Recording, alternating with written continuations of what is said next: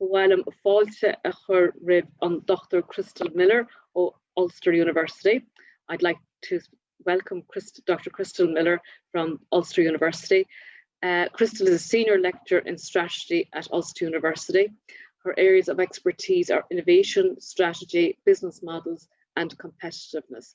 And as well as being involved in the academic world, she also does a lot of consultancy work dealing with organisations and businesses to develop and grow. So, you're very welcome, Kristel. Thanks very much. I'll just start sharing my slides.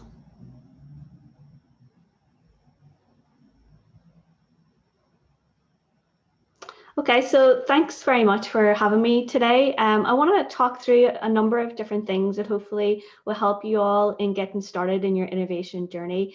I'm very much aware there's people here at very different stages. So some people might have businesses who want to innovate in new ways. Some people might be coming up with new ideas. So some of the examples I'll give might be, relatively generic, but the tools can be used across different sectors and various different levels depending on where you're at in your life cycle. Firstly, I want to just talk about some misconceptions, just for anyone here who's still a bit, daunted about the process. Then I want to try and help you identify how you can come up with opportunities. And then I want to introduce you very, I suppose, briefly, because we don't have a lot of time, but I want to show you the range of design thinking tools and various different ways that you can help stimulate creativity and try and aid opportunity recognition and then evaluate your ideas in a very cyclical type process. So some misconceptions, just to get us all warmed up at the start, is that firstly, innovation is that eureka moment where all of a sudden you have the idea and it's all came together. Whereas whenever it actually comes down to the most successful firms innovating, it's a series of very small steps and very small innovations that's across a broad spectrum of innovation. And if you look at the diagram at the bottom, you'll see, I quite like to use this. This is Dublin's 10 types of innovation. So they came up with the fact that innovation is a number of different building blocks in order to get to, the next biggest thing, whereby you might want to look at how you can innovate your experience. So if you're already own a business, you might want to look at that, or if you're looking for new business ideas, you might think of existing products and services that are out there, and you might think the experience isn't that great. And if you can do it differently, then that could be a new business idea for you. So it doesn't always have to be something completely new, like a product and service. Or else you might look along the lines of how people configure different businesses. So even the profit model, you might decide that, I have a business idea where the profit model could be very different from existing models that are out there. I suppose a very generic example of that is subscriptions. So think of Netflix, they all of a sudden, it wasn't that they came up with something new, movies were there, but instead of having to actually purchase it and keep it, they decided to use a subscription model. One key trend, which links to some of the things that we heard last week in regards to, looking at different ways of innovating, which I think is really promising in regards to not always coming up with new products and services, is that with the whole rise in sustainability, I think we're going to see across cities a lot more companies emerging of renting cars rather than owning cars. So that's an example as well, where there's lots of business opportunities of looking at how people want to be more sustainable in the future. And do we actually need to own a car full time? Maybe we don't. Maybe we just want to rent it for a few hours. So, innovation isn't always about that eureka, doing something completely new. It can be on the whole spectrum of various different areas.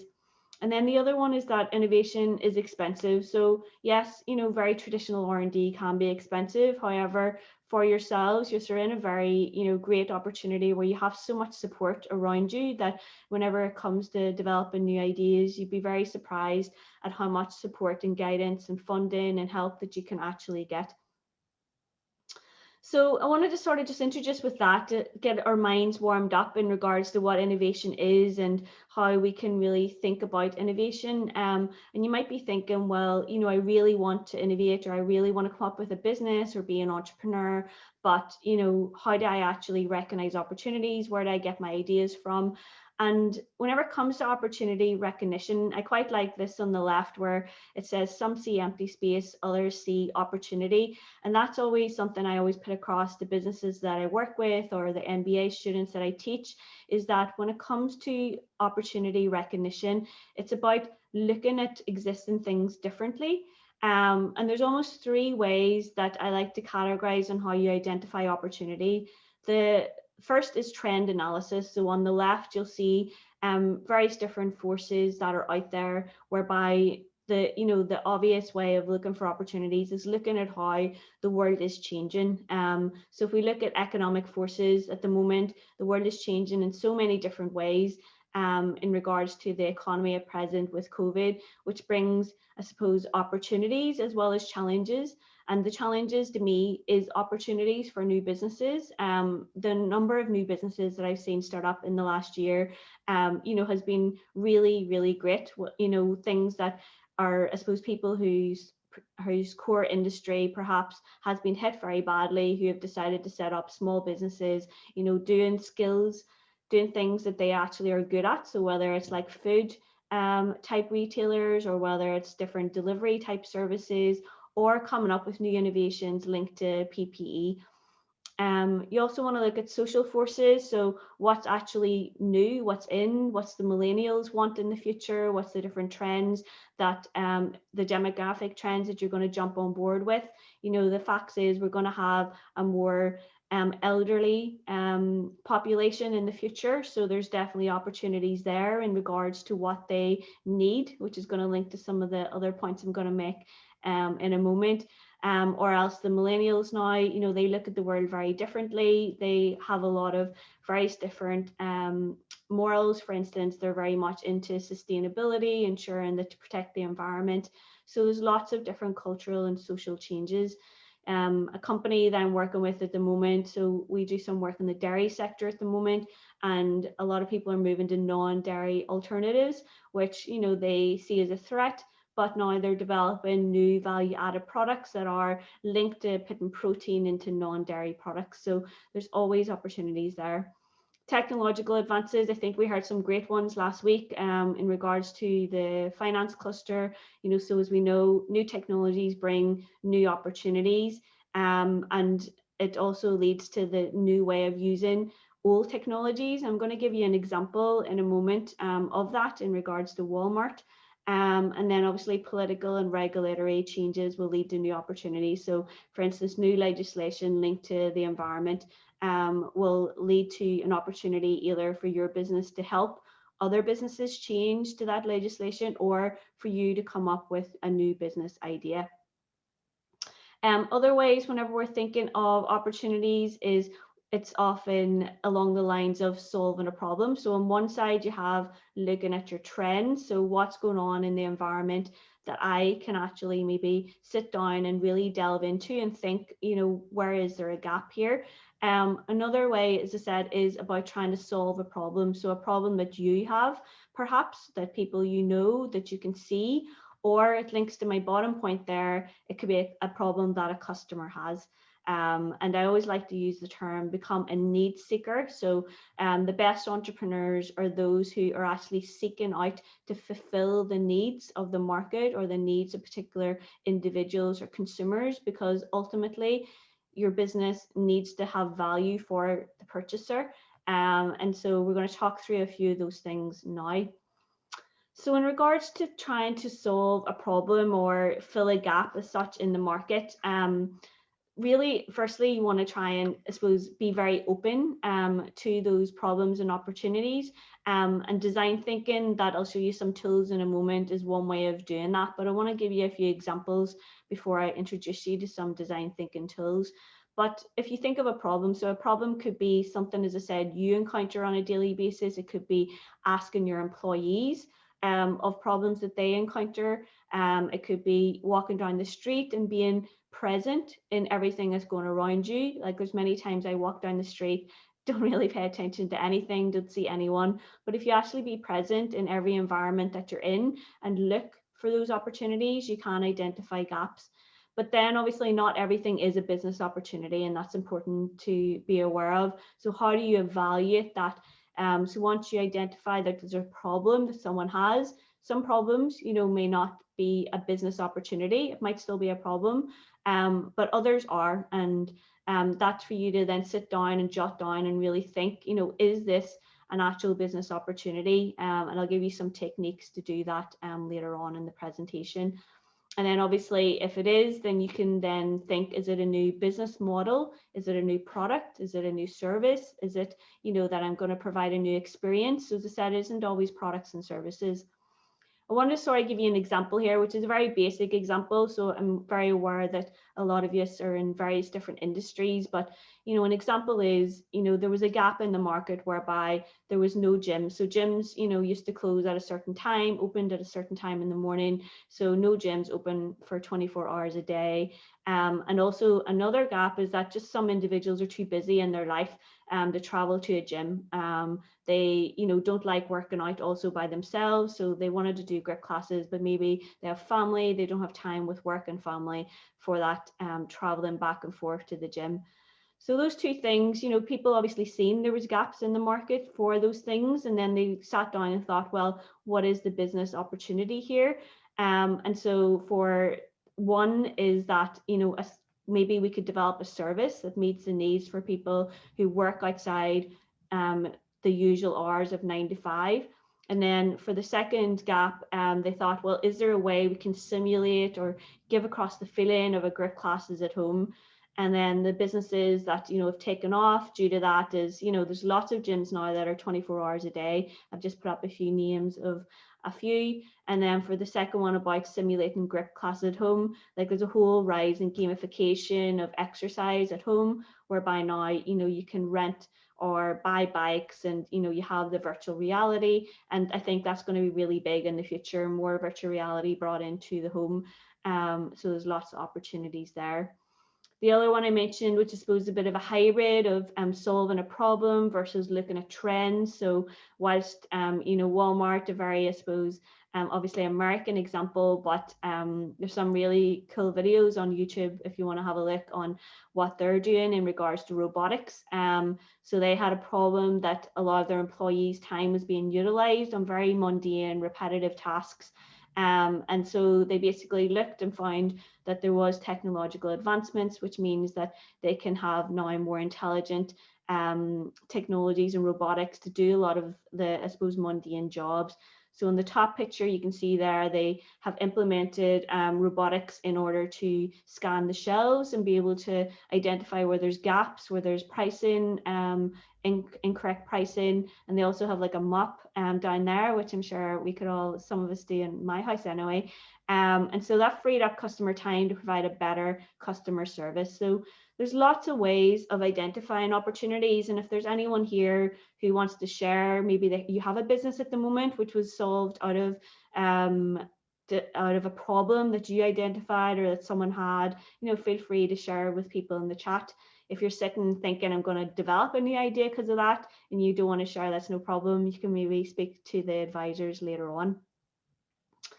So in regards to some other things you can do, as I said, I'm just going to run quickly through some different tools. So if you're an existing business and you're thinking, well, I want to try and identify opportunities in my existing business, you can always use a business model canvas to identify and really understand your current business. Like I work with companies that are of all different sizes, and a recent one I was working with has been around for over 40 years, and they had never actually mapped out their business model, and it's a really good tool in order to try and identify areas that you're weak. So it might be that you're weak in certain areas, try and identify predominantly what you're actually good at, particularly now at the moment with the current environment where different markets are being disrupted. In your business, if your business is, going through an economic downturn, you have a lot of skills in your business that can be transferred to other sectors and businesses. So you want to identify those core value drivers. An example is up here, we have a company called Denroy who developed various different engineering and polymer processes. And they identified that during, I suppose, was it last June, whenever there was a PPE shortage, they realized they could adapt their manufacturing processes to develop PPE. And I'm sure there's loads of examples in your area of companies who've done that. And also try and identify waste. Every company has waste of some type. So the waste could be human capital, as in human knowledge, or it could be actual physical waste as such, residue of various different processes that can be developed into new innovations. And last week we heard from the cluster that was linked to the circular economy that helps to do that. And then I suppose just slowly introducing us, or quickly introducing us into the design thinking stage, is that when it comes to identifying opportunities, it's easier done in a group with other people, chatting to other people, which is why events like this is so great, to network with other people, bounce ideas. And, you know, PwC and all the big firms identify the collaborative operating models is really going to outpace traditional R&D. So getting involved in clusters, getting involved in networks, sharing ideas, engaging in open innovation, and that, you know, you don't have to have all the ideas yourself. You don't have to have all the skills. It's all about trying to link with other people in order to provide value for the holistic whole. So that's different ways, I suppose, very quickly you can identify opportunities. As I said, it's really about being very open to all these things that's going around you. So problems, thinking about the different trends in the environment, and, you know, how whenever a trend happens, there's always someone who's going to take advantage of that. So why should that not be you? But you might be thinking, well, how do I actually try and develop this further, understand, and, you know, try and break down these potential opportunities into whether they are an actual business. So we know there's a lot of opportunities, but is it actually gonna, you know, be a business? And I'm a big fan of design thinking, because design thinking helps you become a needs seeker. So as I said, I always say to companies I work with that, you know, an idea is great, but if you haven't actually looked to see if the market needs it, then, you know, you can have the best innovation technology and it's not going to go anywhere. And it still surprises me, some companies who get so far, and then whenever they reach me, I'm like, have you actually asked customers, or have you, you know, went and done some market research? And they haven't. You know, they maybe just asked their friends and family, and that's, you know, that's so important. So design thinking is a methodology that allows you to really link in with what people need. It's a non-linear process. I've just shown here, so this is Stanford. So Stanford's well known for their design thinking workshops, whereby there's a series of different iterative steps. So it's very much non-linear. So each step feeds into each other, and it's very much trying to identify various different ways you can come up with ideas and evaluate those ideas. Whenever it comes to design thinking, firstly, you want to empathize with individuals in order to identify their problems, and that helps you to then define the problems. If you can empathize with the person, then it allows you then obviously to come up with ideas, prototype them, and then test them. And as I said, doesn't mean you're going to get it right the first time. So it's a very iterative process whereby you go through the steps. So I'll run you through them relatively quickly here. So first stage is empathizing, and I quite like this model because yes, that is a person, looks like a bald baby in the middle, and there's lots of, you know, people on YouTube that are very flamboyant that can take you through some of these things. But the empathy map is where I always start with a lot of individuals to really get them to think of who are they trying to empathize with? Is it a customer? Is it an employee? Is it, you know, someone in the street? Is it like an everyday person? And you want to really get your hands on with this type of thing, whereby maybe you want to get a whiteboard, draw it out, try and think about putting yourself in that person's position. So think about, who are they? You know, sometimes you can give them a name, give them hair, give them, you know, a gender. Think about what it is, what type of job might they have, what do they do on a daily basis. Really break it down to try and put yourself in their shoes and think, you know, go through all the different questions. So there's lots of questions there you can go through to break down what they do on a daily basis that might help identify problems. So it might be, you know, a very business corporate person, you know, doesn't have time for certain things, whereby then you can come up with a new process, a new technology, a new app that, you know, makes their life easier. So think of what their pain is, what really, you know, is the pain that they maybe have on a daily basis, that you can come up with a new innovation that might fill that. And then what would they gain from that? So do they gain time? You know, people pay a lot of money for time, or are they gaining extra value? Are they gaining new innovations in different ways? So that's one tool, an empathy map, where, as I said, you really get hands-on, put it up on a board, start drawing, do it for lots of different types of people, and the creativity will start to flow. You know, I always think it's really good to do it just hands-on with a marker, and make it really messy. And that's really what design thinking is about, is just idea generation. Another way you can come up with ideas through design thinking, so it's all about being creative, is looking at, I suppose, similar to that one, the empathy map, is looking at your customer journey map. So if you have an existing business, or you know of a potential, you know, group that you might want to target, so whether you have an existing business or not, you can still use this.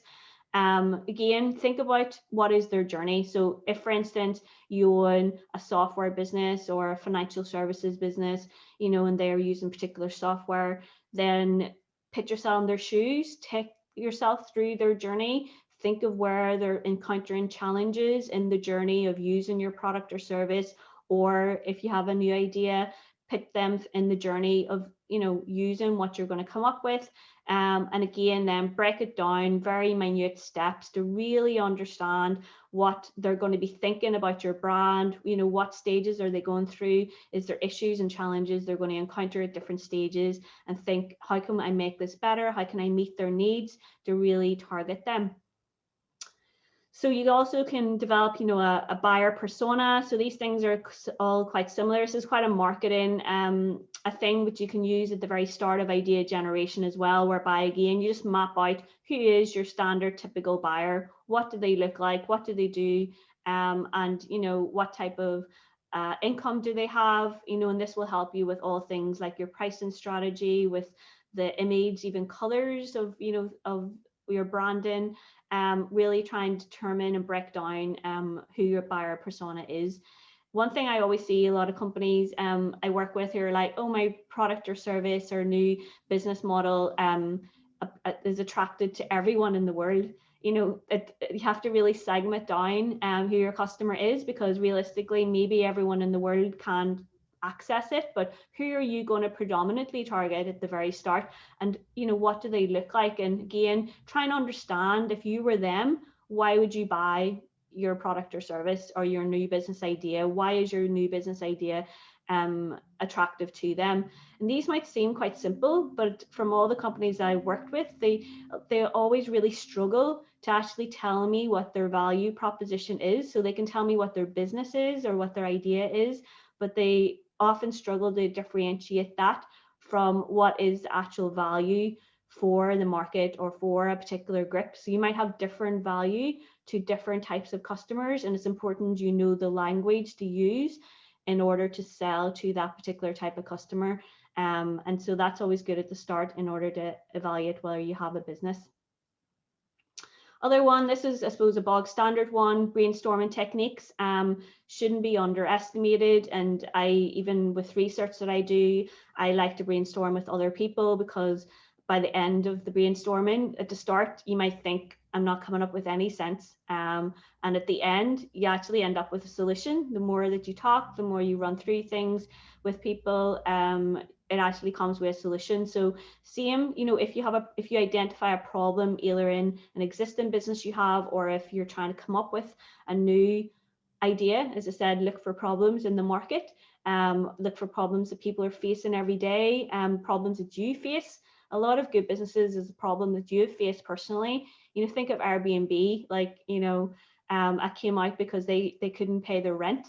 At the start, they were really struggling, you know, sitting in their flat in San Francisco, really struggling to pay their rent. And they seen that there was a big conference and all the hotels were sold out. And they thought, well, why don't we buy a few inflatable blow up beds, set up a very quick free website and advertise online. And then all of a sudden they came up with ideas. So, you know, you never know what might come out of a brainstorming. So then, all these things you might say, well, I've lots of ideas. How then can I really test them in order to encourage the opportunity recognition process even more? Develop a minimal viable product, and that doesn't have to be a product. Like Dyson started off with like sellotape and cardboard, or it could be just a one pager of what your idea is. If it's like a service, enough so that people can actually see what it is, get feedback, and then that'll help with your idea generation further. So there's lots of ways you can try and understand the feasibility of your idea. You want to look at, the financial feasibility, the technological, the industry, and that's where the likes of Udaris and other support mechanisms can really help you evaluate the feasibility of your idea, and then rethink your idea, or else go forward with it with help and support that's out there. So yeah, it's all about, coming up with ideas, testing your ideas with people, sharing them with as many people as you can, because as I said, I'm a big fan of collaboration. People are going to give you feedback. It's no good sitting in your house with all your ideas and being too scared to do anything with them or share them with anyone. People really are encouraging, really, there's a really vibrant ecosystem that really want to help you with you coming up with opportunities and ideas. So just to sort of finalize, and hopefully I know I ran through loads of tools, and I wanted to show you them all, because if you're interested in them, reach out, I can send you more resources, or, you can go in and look at them. But, it's all about trying to realize innovation is multidimensional. You need to look for opportunities in lots of different ways. So when developing your concept, you might have an idea, but, look back over those different points I had. So is it solving a problem? Is it filling a need a customer has? Or is it jumping on a trend? It really needs to be within those areas. If it's just something you think is good, but no one, it doesn't fill any of those areas, you might want to rethink it. If you have an existing business, analyze it, try and identify where there's spaces. So there's loads of spaces, whether it's your strengths used in different ways, or whether it's waste, or whether it's weaknesses you can capitalize on. Collaboration is always king. And lastly, design thinking tools can really, really, really help you. So that just brings us to the end. I just want to, thanks for listening. If there's, any questions, I'm more than happy to take them. But as I said, happy to share any resources. So feel free to email me if you think anything is of use to you. That's fantastic, Kristel. Thank you very much indeed. It's been very insightful overview of innovation and the innovation process, and you've helped to demystify it. Unfortunately, our time is a little limited on questions, but one I'd like maybe to throw out there too, if you don't mind, is just it's in Gaeilge, so I just have to translate it as I go along. I suppose as we're working now kind of remotely and maybe from home, how would you suggest maybe people do some design thinking, brainstorming with an individual or with a group?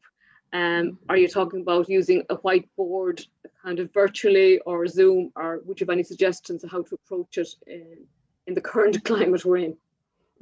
Yeah, no, that's a really good question. Yeah, I suppose it depends on the technologies you have access to. There is some really great technologies online that you can use where you're in a virtual room whiteboard. So there's a website called Miro, M-I-R-O, where you can actually do a lot of design thinking, and with large groups as well as just small groups. You can set up different parts where you could have, almost like different breakout rooms, but everyone's in the same room and you can move around. I definitely would recommend people explore that. You can look at it for free. Also, what we have done is, cameras and good old, sheets on the paper, and, placing your camera somewhere where I can draw on my wall. And, I would do that with different groups and workshops, and they do the same and show it online. We also use online whiteboards as well, whereby we get people to use the whiteboard on the screen and share ideas. So it's definitely more challenging, but I think if people are open-minded, we can definitely do it